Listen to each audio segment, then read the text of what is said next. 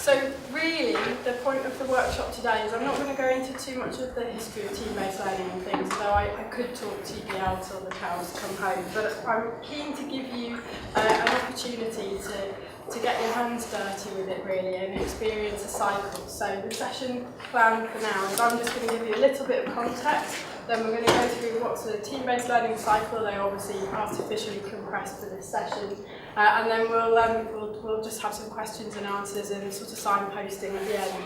So feel free to interrupt. It is going to be an active learning session, so don't get too comfortable in your current seats. But I'll start off with just a little bit about the case for change, really. So why do we even consider team-based learning? Well, I'm sure the issues are familiar to all of you, of the disengaged strategic surface learners, the disruption in sessions. I mean, it doesn't seem to matter particularly where in the league tables you are. These are problems that we're all grappling with student engagement and balancing and value added at the moment anyway. So we had a definite appetite for change, particularly for our M-Pharm, it's our Masters of Pharmacy programme at Bradford, who were losing their previous unique selling point of the way they structured their placements and work-based learning. And they needed to find a new USP. So they were looking at their learning and teaching strategy and integrating the curriculum. And one of the things they came across was team-based learning, which is about 30 years old, probably America. And it is one example of flipped teaching. So if you're already familiar with the flipped model, it's that, but with much more structure. And so the whole point is you move from the anonymous learners that are social loafers and things through there and really not taking... Hi, come on in and sit anywhere. So people who were not taking responsibility for their own learning, really. And what team-based learning seemed to offer was the small group learning advantages, but on a massive scale. So actually anything that was good about problem-based learning, which you may have already come across, it does have its advantages, but it's very resource-intensive. Actually, team-based learning takes that challenge and celebrates it, and we get more benefits again on top of it. And I will tell you how we go through that as well. So we're moving from a model of going from what they call the sage on the stage to the guide on the side for your role as a facilitator of learning for it. It's a student-centred active learning model, and really engagement is the easiest thing that's absolutely guaranteed for it, and my experience is that's for both students and staff. So there's some key stages in team-based learning, and I'll just give you a quick overview because there's a little bit more supporting information as well. So the first is that you form teams, and these are strategically formed and they're tutor-created teams. We do not let students form their own teams because we want to spread both the assets and the liabilities of the student cohort that we're dealing with throughout our teams. So we identify in advance anything that's likely to be an asset for a particular student's profile and anything that makes them a liability, whether that's on a module by module basis or a program by program basis as we go through. For example, in pharmacy, some of those, well, in Bradford as well, we have a lot of local students. So the first idea is we have no students who've been taught in the same postcode together. So we're breaking up those previous friendship groups. Then we're doing things like gender splits, previous work experience splits, that kind of thing. Then as they go through, the next thing to mention is that the teams are always long-term. The reason for that is basically Tuckman's model of team dynamics. So if you're familiar with that, we've got the forming, storming, norming, performing. If you think about classic group work in an assessment, what happens is it takes place outside of class. The students are quite often left to form their own groups, although sometimes they can be formed by the tutor, but not necessarily with the same attention to detail paid to it. And so there's always issues about things happening outside of contact time, so not everyone commits to it the same way. But it's also the fact that students are coming together and doing the forming and the storming, then they submit their one piece of assessment, and then that's then done. So they've not really reached the performing stage of anything. Whereas when you have team-based learning, you'll see it's assessment for learning as we go through, and they have multiple attempts at submitting things, both formal assessments and application exercises. And this really lets you get transferring from a group to a high-performing team because they're constantly going around that cycle and refining how they're working together, their own knowledge of how they're performing, and they're able to develop and evolve. So we have the long-term teams there. Typically for us, it's about 1 academic year. That's because on the M-Farm, although we do TBL in other modules, the only programme that we've done it in is the M-Farm, and that's been going since 2012. So lots of the examples I refer to are that, but it does work in plenty of other disciplines. As Simon mentioned in the intro, I have contacts with people in all sorts of disciplines. So if you want to pick up on any of those, how it might be different, just ask. So, as we're going through, it's going to be then from the long term, 1 year is standard for us, but it could be on a semester by semester basis for your modules, depending on how you deploy it. And then you get to what's the classic flip. So we have the before class preparation, what we call a readiness assurance process or a RAP, and then some application exercises. So these 3 parts are repeated multiple times throughout the cycle that you're delivering there. I do apologise for the number of acronyms as well in it. I keep thinking I probably should put out a bit of a glossary sometimes because we have a lot, particularly around the readiness assurance process. Because there's the individual readiness assurance test, or the IRAT, the team readiness assurance test, or the TRAT, and then a lot of other things that come around it. So stop me if I accidentally lapse into anything. So the first thing to do is the before class part of the flip. This is where, classically, it's what you would have done as the content of the lecture. So normally we make that as multimedia as possible. We started off just doing reading packs, but to be honest that was because it was a matter of time when we were doing our first delivery. But if you can explore multimedia resources, it's definitely more engaging from the learner's point of view. So the student's covering that, and then that means that once you get to your first contact point, you've got all this lovely time that you need to decide what to do with. So the first thing you would do in your first contact point of the unit would be the readiness assurance process. That takes up no more than 25 to 30% of your contact time for that unit. So depending on how big your modules are, you might have between 4 and 8 or 9 different TBL units within it. You know within your own curriculum, things will work out when you start converting. And the point is, it's assessment for learning. So what happens in this session is, individuals take a closed book, short multiple choice questionnaire test, and they do that on an individual basis. When I say short, I mean something like 10 questions per TBL unit. They then take exactly the same test as a team altogether. And so what you have there is a first opportunity for some social collaborative learning to happen, where actually the students are teaching each other with the things that they've recently grappled with. And you always see a difference in the scores between the individual and the team performance then already at that point. And really, that's just treated as foundational. We also offer a quick opportunity after the team test for some instant feedback, and that's really just as a facilitator's opportunity to clarify anything that the cohort's still grappling with a little bit. This will make sense once you start having a go at it. And then you come to the whole point of doing the flip, which is the application exercises. They'll take up 75 to 80% of the contact time for your unit. And they have to follow what we call the 4S design principles. I have got a handout on some of the key points for that for you, but it's a workshop in and of itself potentially to go through it. But there's lots of resources I can signpost you to when you start coming to develop your own. And then finally we have peer evaluation. Peer evaluation runs throughout the whole of the TBL process. For as long as the teams are stable, you have peer evaluation in it. And really this helps improve the accountability of the students. So the individual test does accountability of the individual to themselves, but then you have the team test, and the peer evaluation of the rest of their team improves the accountability to their team and the rest of the cohort. So really the RAP is acting as the incentive framework for students to do the preparation, and the application exercises are all where you're going to get the opportunity to do the really meaty Bloom's taxonomy type exercises with the class. And then it's supported by peer evaluation with teeth. Okay, so it's a really quick run through. Does it make sense?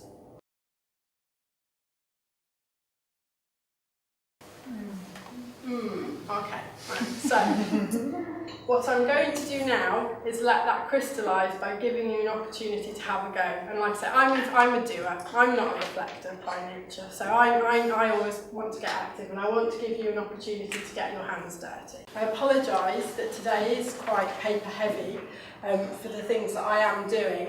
A lot of that is because when I do these workshops, I'm never quite sure what technology I'll have access to or be able to encounter. But I've also found it's really useful for proving that you can do team-based learning with no technology, right up to the complete technologically enlightened and people who have all the shiny new toys able to play with. So it really can be done on any scale, and I know Gosh is going to showcase in ways that you could potentially do it with the tools that you have available on your campus. But I did think it was important to kind of not get in the way of the pedagogy for this session at the moment.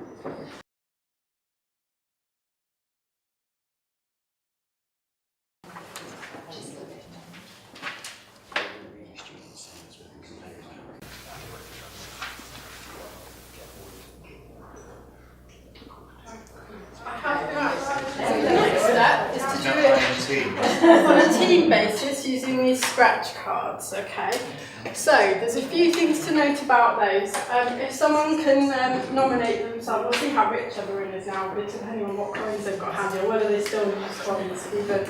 But someone will need to scratch off the panels. Can you please put your team number at the top and tally your scores as you go through the T-Rep scratch card? Now, if the panel underneath is blank, then that means that's the incorrect answer and you need to rediscuss and have another go at it. So because this allows you to have multiple attempts at it, the scoring system's a bit different. So if you get it right on your first go, you score 4 points. On your second go, you score 2 points. On your third go, you score 1 point. And if you don't get it and you end up using all 4 chances or 5 chances on that one, then you get no points because you're rubbish. Okay? That's okay. There has to be content, the appeals, corrective feedback, application, discussion. The application exercise, I just remember the challenge and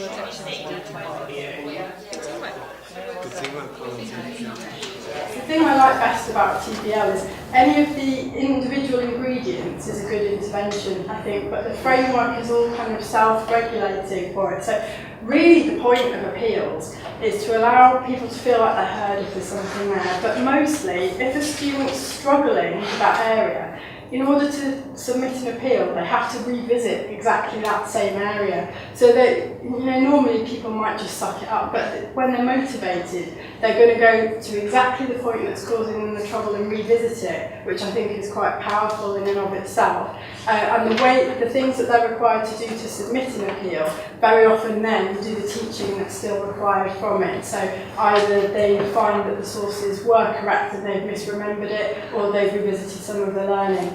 Another bonus of including appeals is its quality enhancement for you at no cost, because one of the ways that they can challenge it as an appeal is to rewrite the question or the content of the answer for you. So you're improving some of the wording of the questions that as you're asking them year on year. And I'm a pragmatist and I'm happy to have whatever help I'm going to get out of it. But there are ways where small things can change over time that you might not necessarily pick up in your normal annual reviews for things. So it's multifaceted for doing it, but still worthwhile handling. Okay, yeah. In your experience, an appeal happens when they didn't get the doctor score of 0? They can only submit an appeal as a team. Okay, so that's the first thing. You can't submit as an individual. It has to be as a team. So part of it is if the team feels that it's something worth challenging, then quite often that's what's allowed out. What tends to happen is the first IRAP or the first RAP session of the year or the module, you might get a couple of appeals then because people are well up for it. but after that they don't tend to bother. Really, it's That's just the nice to problem. have. What if there is a halo effect? So someone who comes up to along the time to be the one who knows the whole. Yeah. Wouldn't this discourage other people from asking for that halo? I mean, how is this herd behavior? That's the problem. Well, it depends. I mean, the whole thing is you sink or swim on your performance each and every time, rather than it being confidential to you and only at the end of a module. So really, if you've driven the team to submit an appeal and it's rejected out of hand from the facilitator, then your team's going to know that that's the outcome for things, and they're going to pay attention to that. The same way as if you're quite a dominant personality and you're adamant that it's option A in TRAC and you're completely wrong from things anyway. I would hope that the experience is sort of a learning opportunity for the individual students, but it's a learning opportunity for the team. And because they're coming together at multiple points to go through this, they'll triangulate those kinds of things much better than they would in any other team where there's no objective measures of those things. Does that make sense? Okay. Right, so I'm going to move swiftly on at the moment. The last couple of things to mention about the REP. Again, stressing it is there as a foundational activity really to check everyone's ready to start the learning that you want them to do. But having said that, we do find it does need to be summative, not very much. At Bradford, each IRAT is worth about 2% of an overall module mark, but that's enough to get people bothered about it then. And I'm trying to think, there's probably some other things we'll cover as we go through that will naturally come out. But what we do normally see in the difference of performance is there is always a difference in performance, and it's normally between 25 to 30% improvement between the average individual mark and the cohort team mark as well. Okay, so every session that we do this, it's pretty reliable. It's 25 to 30% improvement. So is the team mark also count towards their final mark? So the individual and the... Yes. Right, okay. Yeah. So again, it's increasing that accountability within it. So they're motivated to contribute as a team member as well. And it really helps with not just the attendance, but the kind of getting everyone passionate about it too. And yeah. Sorry, so if there's a member of the team absent, did they just not get any marks for the team or their individual performance that week? It's up to you how you want to do it. The way we do it, that we thought was fair, is there's no make-up test for the IRAC because you're missing the opportunity for the learning at that point when it's going to happen. So what we do is if there are extenuating circumstances that are supported, the person gets the cohort IRAT average for the session and their TRAT from their team for that session. But no extenuation, no mark. Yeah, exactly. So, and you'll find as well that self-corrects with the teams too. Okay. I'm just thinking of some of our serial mitigants who would never engage in a system at all. Young lady on BAIB in particular. Well, I can honestly say I have seen TBL really be responsible for a big turnaround in that kind of thing. And some of it is obviously with what fidelity you implement it and what strategies you're using in your policies to manage it. No, I can see the peer side of things becomes a self-motivational behaviour. In particular, I mean, we were talking about it earlier, but just being dominant personality and not being right stops you from speaking the next time. Asks you to consult instead. So I agree with that entirely already. Yeah, and likewise, there's really good data about having this sort of student response opportunity helps naturally introverted people to start kind of coming out of the shell and developing as well. So it does kind of tackle it at both ends. Right, so next what I'm going to do is a really quick application exercise, just so you get the idea of how application exercises work. This one is going to be using your voting cards. The next one is going to be using voting cards again, and then I'll show you what's called a gallery book. There are as many different types of application exercises as your imagination can come up with, but I wanted to make sure you had a taster of two of the most common ones today. So when we do the application exercises, what you need to do, I've got some handouts here actually. You need to have a look at the question that's on the screen and as a team reach consensus about which option you think you're going to vote for. Do not choose the card and display the card that's in the packs of A to K until I tell you to, because what we're going to do is a simultaneous reveal as well. So you'll know you're all going to be working on the same problem. That's a copy of it there in case you can't see it very well. So you're all working on the same problem. It's a significant problem, hopefully, for you considering doing a TBL. I'm not doing simultaneous reveal, so I'll give you five minutes maximum to have a go at that. Okay, right. Now, without showing everyone else in the room your section, someone get the voting card that corresponds with your answer ready. And on the countdown, once I reach 0, can you please put it in the stand on your table so everyone else can see what option you've got? Okay. Everyone ready? 3, 2, 1, 0. Okay, so TBL. Oh, sorry, so you picked option D. Tell me how you got there. Tortuous, but supportive. Excellent. That's fantastic. And what about the rationale for reaching it, please? I think. Yeah, no, go on. I think it was partly because talking about the application exercise, it sparked a conversation about how you would actually manage doing this across multiple courses and lots of students across a year's worth of content. So then that sparked a discussion about whether actually the study guide would be the difficult bit because you'd have to pick up that and then look at that to give to the students, whether that would come after it. So it turned into quite an interesting conversation about how you do this practically. We started with the idea that it's mostly about content, isn't it? You've got to drive the learning.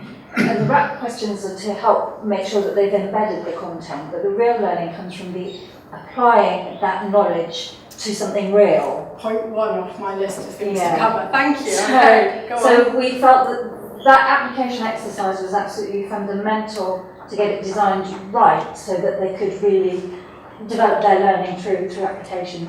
Is that right? Yeah. Okay, team 4, you picked option A. Why? It wasn't a clean decision, option A, I have to be honest. Because we've all got different backgrounds, different experiences, and so we didn't really come to a genuine consensus for it. It's just we were time limited, so right. in the end we went for it. In my experience, I run project-based learning programs, and we always had to come up with the solution to the problem first. That's what we're aiming to get to. And we have to design in advance the entire structure of that problem, challenge, whatever you want to call it. And so this study guide essentially is the structure of this problem. It's going to carry everything along. And we actually develop all of our material in the summer prior to the year that it's going to commence it. And it takes a lot of pre-planning to make sure that the content, the flow, and everything's logical order. It takes a very significant amount of time to do that. But once you've got that structure, you can then flip a new application over it year after year after year because you've actually got the core structure, right? And it's just a matter of putting a new problem over it. Okay. So for me personally, that was the hardest thing to do, is getting the structure right and working back from the solution. Okay. Thanks. Well, I think one of the discussions we had was the differences between the subjects. Like in our subject, my subject is tourism management. There aren't really kind of big established theories and models and things. Everything's borrowed from here, there, and everywhere, and it's all very contemporary based. And most of us are updating our materials kind of, I wouldn't say on the fly with quality management colleagues in the room, but making things contemporary and relevant. But it would probably be very good for our health to have things in that more structured way. So that was an interesting discussion. Okay, it's a valid point, and it is also worth noting for everyone else in the room. I talked to that team a little bit about team-based learning being based on the backwards design principles anyway. So when you come to design your own TBL content, you you start with the learning outcomes that you want to achieve. The next thing you do is you think about what application exercises will help you achieve those learning outcomes. Then after that, you look at what IRAT and content sort of questions students need to know and master to be able to attempt the application exercises. And from that, it should then be fairly clear what the material that you actually need them to cover is in terms of theories, principles, background work that you're going to ask them to do. So there is a logical path in how you do it. I take the point about structure and timeliness for it. And yeah, there is a fair bit of attention you need to pay to the design to do it right. Okay, now, so team 1, tell me why you didn't go for, tell me why you didn't go for options A or D. We had quite a long debate about A or B. So where we ended up with B, I think my colleague can tell me if I've summarised it wrongly, is we were looking at the skills that we would need to change from the kind of didactic that we've got at the moment to this. And I think most of us accept that we're already engaging students in the classroom, and so the facilitation process was going to be something that we already have a skill set for. And we already, most of us, this is where we got down to a bit of debate, write quite extensive modular learning outcomes. So the study guide and the planning processes were skills that we thought we might already have similar, but not exactly what was needed. The thing that we thought was probably going to be the most challenging was to write reasonably well-structured questions that could bring the learning that we knew we wanted to encapsulate to the fore and actually stimulate. So we thought, just clarify which questions, RAP questions or application exercise questions? RAP, right, okay. Oh yeah, because you went for B, sorry, we're done. So we thought, although I think the analysis we've heard so far, I think we have sympathy for, it was to do with our F6 skills. Was that clear? That seems like a reasonable way to approach it as well. Okay, why did you go, where did your team go for B? Same, wasn't it? Yeah, it's similar. About our skills, yeah. I think we realised that writing multiple choice questions was something that most of us didn't do that often. And getting that balance of it's different, so that the questions are hard for them to guess and actually sort of check their understanding. It's quite a time-consuming process.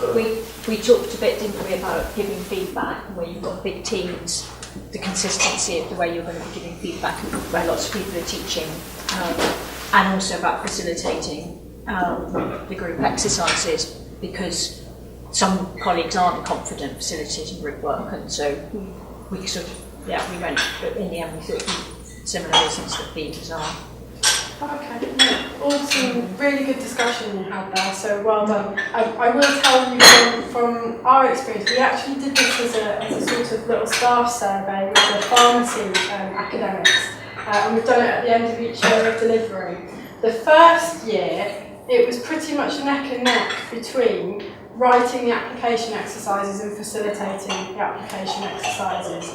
And the reason for that was pharmacists and scientists, they're used to writing MCQs, and actually you find this as one of the discipline splits that can happen. So in the humanities, you have no problem really coming up with the case-based things for application exercises, but you're not used to MCQs. With the hard sciences and things of that ilk, they're used to MCQs, they've got it down to a fine art, but actually changing application exercises is different. One thing that is common for everyone is moving to a facilitation role, and that's because it is a different skill set to lecturing. So there was a lot of nervousness when we first implemented TBL, and there was ongoing and still going refining staff support about facilitation skills. So it was a change, so that everything you have said, all totally valid. It has changed as we go along, but yeah, the study guide really comes as part of the principles for it and the backwards design. The RAP questions, it depends what discipline you're in, as with the application exercises and facilitation is always a winner. So now the one that does always still crop up is facilitation, because because everyone always feels that actually when they've mastered the basics, then they want to fine tune and master it differently. And they want to play with it a bit more as well when you've got your basics covered. Right, so the next thing that we're going to do is a totally different kind of application exercise called the gallery walk. And instead of discussing and voting, I want you to create something. And it's going to be... Oh, no, can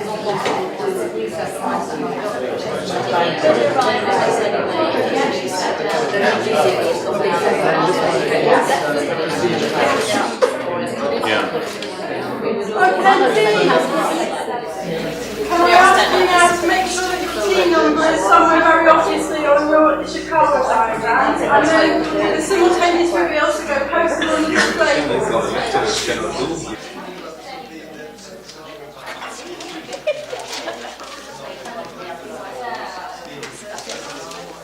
I hope you all found that an interesting exercise in and of itself anyway. The next step in the gallery walk we're going to do is I want you as teams to review the other 3 diagrams that have been created. And then what I'd like you to do is I'm going to give you a few minutes, at least 5 minutes, to come to consensus as a team on which is your favourite of the other teams. So there's only 2 rules here. You cannot vote for your own, I'm sorry. And it must be a team decision for it. So you should have had a bit of practice at getting to do this now.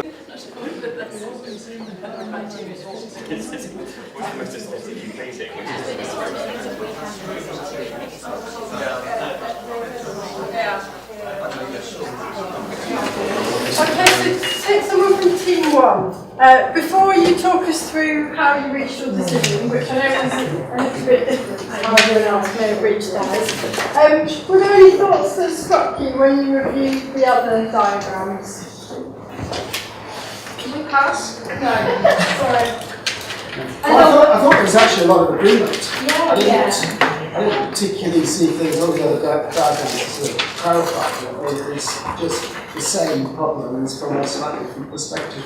Yeah, I think that's fair here from the good news is, for a lot of things that are identified as things to consider, sometimes they seem like bigger issues than they are, or it's just as long as you get it right when you're approaching it and design it in first off. One of the things that always comes up here is things like environment.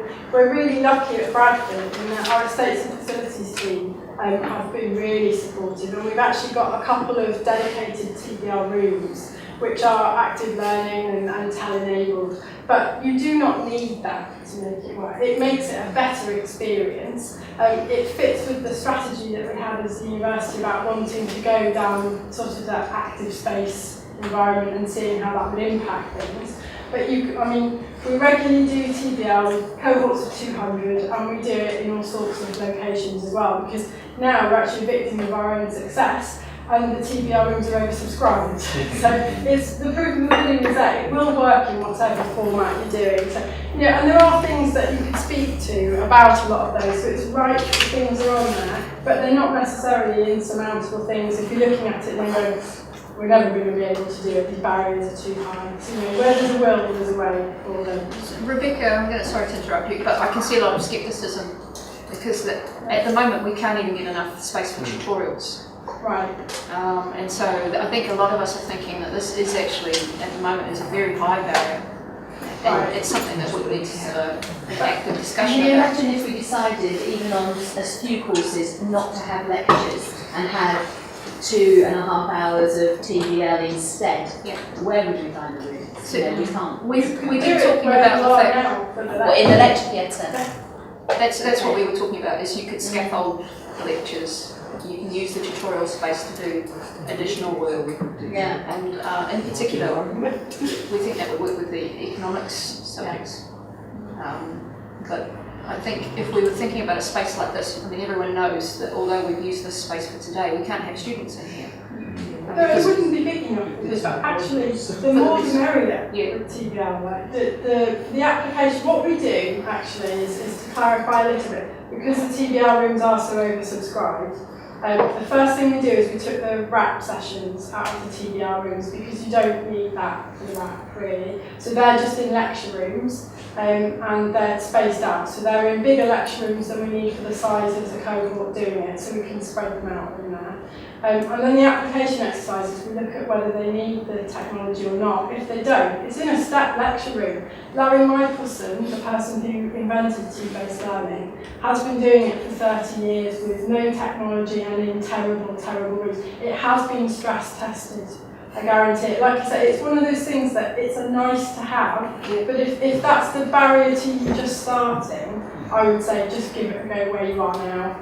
So we see benefits for it. Do you use technology for the testing with the clickers system, or do they do it on paper? So for the M-Farm, we use clickers at the moment, not my choice, but it's one that we use because it's summative testing. It has to be robust and secure, which we didn't have on a mobile solution at the time, although I think I'm getting closer to being able to doing that now. The only reason for doing that is because it's instant kind of summary and analysis of how people are performing.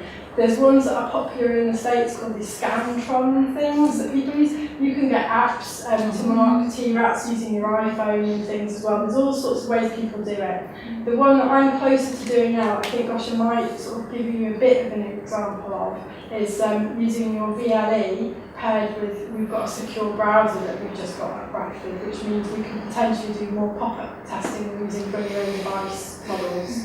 So that's where I'm going now. So it doesn't have to be clickers, but it has to fit with your assessment regs and things, really. Because I've used, little multiple choice tests in lecture theatres quite a lot, but it's never been summative, so I tend to do it on paper. Yeah. Because then I don't have to worry about and I let them do it in pairs anyway. It is. I was always very clear, and there is a difference in where the workload is, but I didn't think adding in, for how many wraps you'll have to do in the semester, that shouldn't be something that puts people off from doing it. And it is assessment for learning and it's low stakes. So there are solutions out there. What works for you is probably something you'll have to explore, but there are things there, definitely.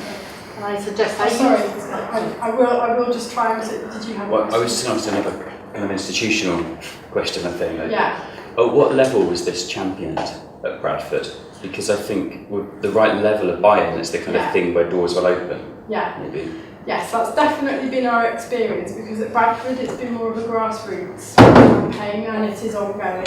People, it's one of those things where interest is definitely there, and then sometimes it's whether they're proposing to deploy it on a modular programme basis as well. So it's growing, but it hasn't grown as fast there. Whereas some of the other institutions we've been to, my friend and colleague Simon Tweddle went to the University of Reading, and he did like a learning and teaching conference. He did a really quick taster session there for them, and the PPC for learning and teaching now got on board, supported it, and it's proliferated at Reading across disciplines in loads of different versions. So you're right, it can make a difference, but what we've tried to do is tackle it both ends, really. But it is one of those things where people definitely see the benefit. The best way to tackle it is to give people an opportunity to experience it, because explaining it doesn't work the same way.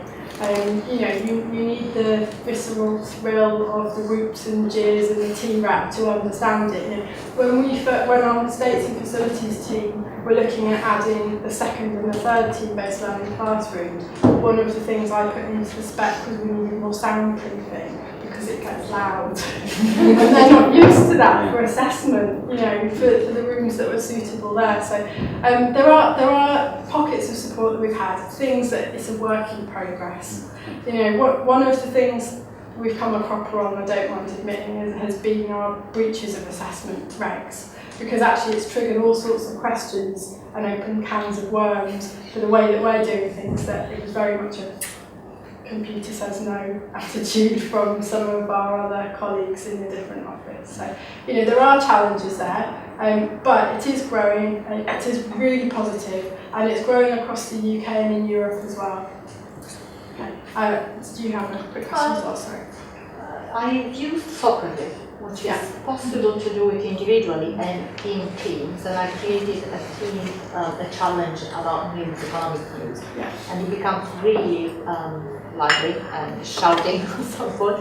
So it's possible even having the setting. But my question is, how important is interaction across groups? Because that would, we could use it in tutorials, for instance, if it's more. How important is that we know what the others are doing, rather than be 6 groups? How much do we lose if we have only 3 groups? I think it's critical to doing it well. There's possibly a little bit of where you are on your journey with it. So when your teams are when everyone's still new to team-based learning, that's staff and students, you are having to do more active facilitation. But as you work through it, really the teams take over. And the value for that is one of the good analogies that I've seen people use is that the most clarifying thing you can do for students is to ask them to make a decision. And it's akin to a jury decision over it. So it's really complex things that they have to take into account, but very easy to say guilty or not guilty and understand what the thing is.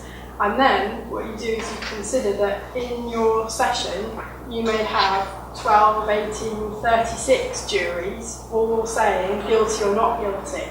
And actually one of the most powerful opportunities for learning there is when those teams are all, what do they put?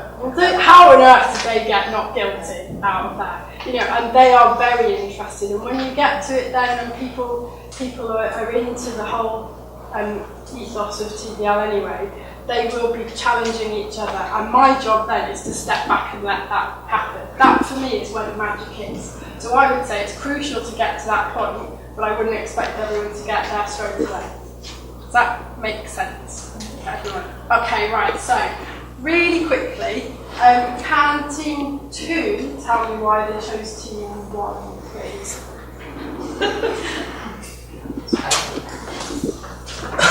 No, I wrote the first thing you guys said. I'm taking it back to here. It's obviously because we're spectacularly brilliant. There were only one team. The jury was split on this one, with 2 of us voting for a different team, and the other 4 voting for that team. And we had a conversation, and in the end, there was a debate about which communicated the message with more clarity. But obviously, the fact that 4 people felt that team 1 had the most clarity is what spoke volumes, really, I think, isn't it? Yeah.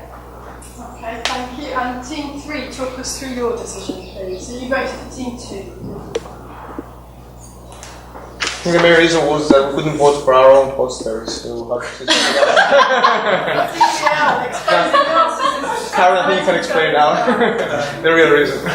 Well, as has already been said, they're all very similar, so it was and so it was quite tricky. We particularly liked the culture that was mentioned on poster 2, on the Team 2 poster. So I think that was sort of something that we particularly liked, that was something different from the others. Okay. That was the thing that swung it. And I think also the mention of KPIs and KPIs, oh yeah. You know, Ricardo like that. We talk about a lot of stuff at university really often being driven by totally external factors that we have no control over whatsoever. Understood.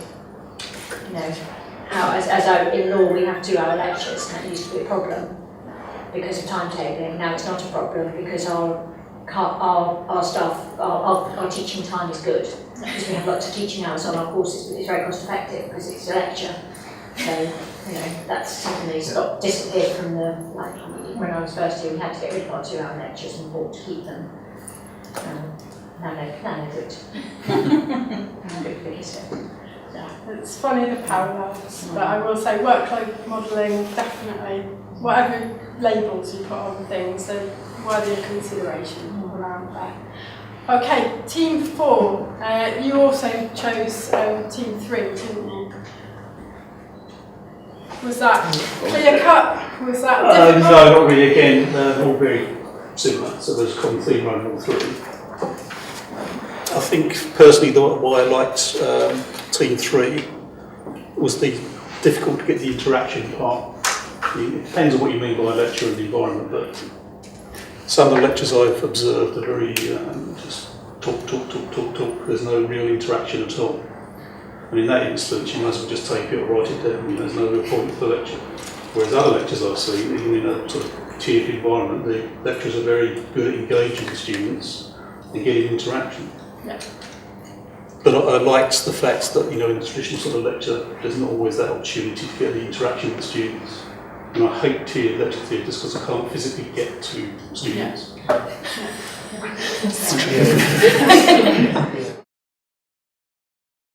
So, right, we're ignoring that one. So just really quickly, I wanted to touch on some of the benefits and challenges that we've had from switching to team-based learning. Some of them have kind of come up quite naturally already, but I did just want to make sure I don't miss any of them out. One of the most surprising things we found was actually the transition to higher education was made significantly easier and quicker that we found that. A lot of these things we haven't had time to do the real research around yet. It's in the pipeline, but we've been so busy designing and delivering it, even though we intended to do it as we went, that's just not happened. So what we have found is that there is a definite effect for the support that students are getting within their teams, that mean the pastoral support that they're requiring is less, and actually people get so wedded to their teams that they never want to change at the end of the first year, which I think is testament to how well those teams have really integrated. What they tend to then do, which really helps for the cohort as well, is when they move into their new teams, because we make them do that and give them all the rationale for why they have to, they still kind of do some study groups and special interest groups and things with it. So actually once you go through a few cycles, it's helping gel the cohort as well, because they know someone in that team that they were in a team with previously and they know really well. So that's really breaking down a lot of those silos that you can get, particularly because we select teams as well on diversity kind of issues as well. So we're making sure, a lot of people traditionally may have put students of similar characteristics together, particularly if there was a language issue or something, to make sure that they're going to speak up, but actually TBL blasts all of that out of the water. And while it may be initially a bit more challenging, everyone reaps the benefits for it. Related to that, we've also seen, I don't know what you would use as your acronym here, but we have what we call learner support profiles. So there's special adjustments you make for students for exam and assessment opportunities. We've actually seen a reduction in the number of LSPs that have been requested for pharmacy students. This was flagged by our disabilities office that have come up, and a lot of it is they're saying now about how the TBL assessment is inclusive assessment, and we fairly recently reached the threshold where for one of our exam periods for the whole university, the special adjustments were for the first time in a majority over the standard exam thing. So I think it was something like 54% of students who were undertaking exams at the one point required some special adjustments. And it's fairly clear from the way that we want to do progressive assessment from things that you don't want a special adjustments culture, you want inclusive assessment out of things. And it does seem to be that this is definitely providing a way through all of that. And again, watch the space for things to come, but it'll be a while. And then what else was I going to say? Oh, the move to team-based learning was the start of team-based teaching for us as well. So that was both a benefit and a challenge.